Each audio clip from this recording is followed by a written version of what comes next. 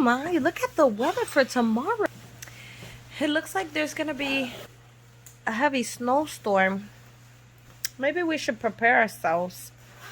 What should we buy at the grocery store? Food?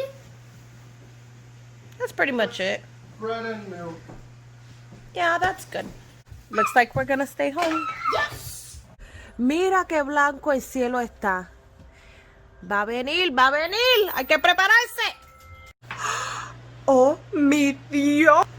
Mira la tormenta que viene. Hay que prepararnos. ¿Qué vamos a hacer? Hay que comprar leche. Hay que comprar pan. Alexi, ¿qué vamos a hacer? Yo busco el bebé. Coge el bebé. Hay leche. Solo 2 galones. That's not enough. Hay que comprar más. Y el pan, hay pan. Medio poco. Ay, santo, eso no es nada.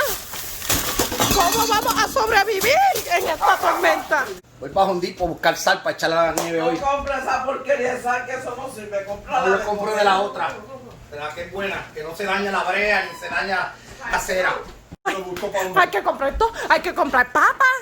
Carguen los celulares. Hay que cargar los celulares porque después si se va la electricidad. Hay que lavar.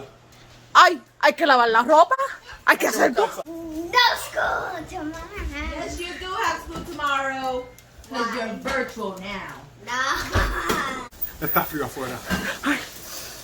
La nieve viene. Vete. Cuidado.